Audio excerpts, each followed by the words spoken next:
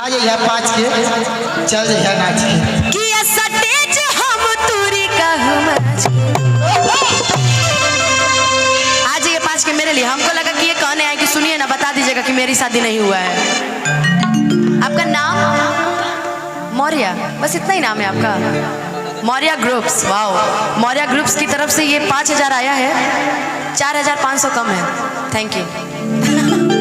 लेकिन मिलके मेरे साथ गाइएगा, वाकई आप बड़े क्यूट लग रहे हैं। लेकिन मौर्य जी हमारे, वाह, बड़े काफी प्यारी स्माइल है आपकी, मेरे से कम लेकिन अच्छी है। कि सटेज हम तुरी कहमच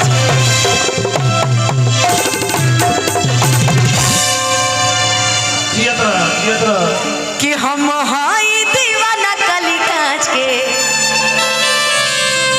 अरे आ जाइए 5 के, चल जाइए। गलत शब्दों का प्रयोग नहीं, अच्छे शब्दों का प्रयोग कीजिए जी। अरे आ जाइए 5 के, चल जाइए नाच के।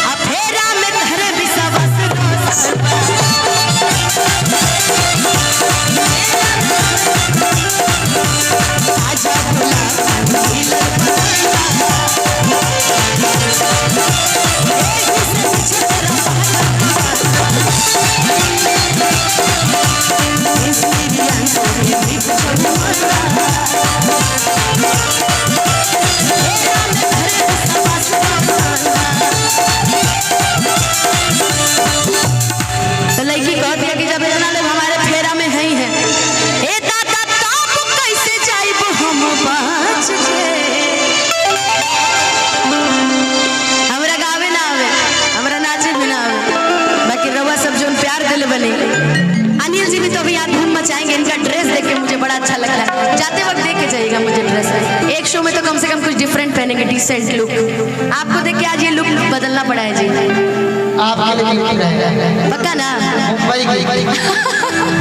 ए दादा ताब कैसे जाइब हम बाज के, कि हम हाई दीवाना कली।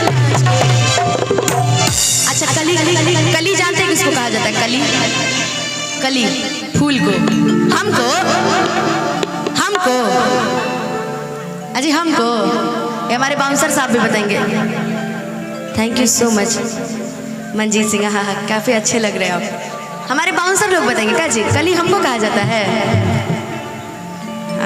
हाँ, लेकिन काफ़ी अच्छे लग रहे हैं इनकी ड्रेस। अगली बार से हम भी यही ड्रेस पहन के आएंगे ताकि आप लोग में सिमिलर लगेंगे। क्या जी?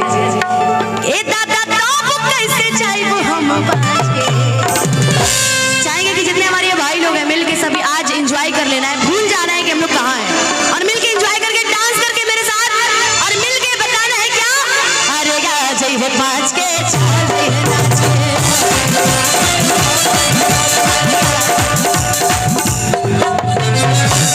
मारपीट करके आए क्या आप लोग कहीं से?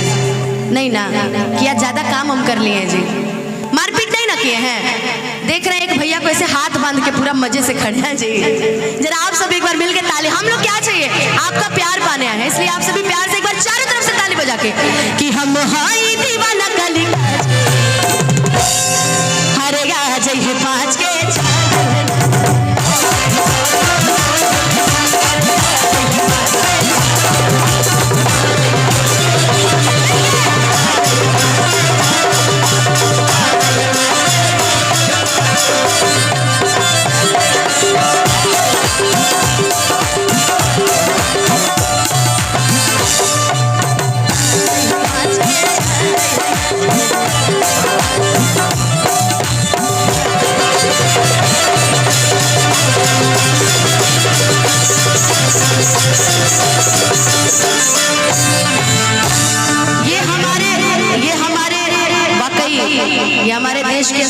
यही कि आप लोग इतना मेहनत करते हैं अपने परिवार के लिए, वरना इतना दूर अब इतना भी मत कर दीजिए भैया।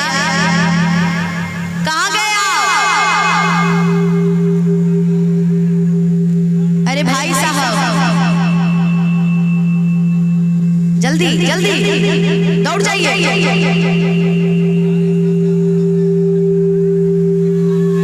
हाँ, इतने स्मार्ट इतने स्वीट लग रहे हैं आप, ऊपर से सीटी बजा रहे हैं। कहने से सीटी बजाता है। वो जहाँ अनिल जी रहते हैं वहाँ सीटी बजनी है, वो ऑलरेडी बजनी है उनके लिए सीटी, कोई दिक्कत नहीं है। ये लोग लड़के को देखो जाते हैं।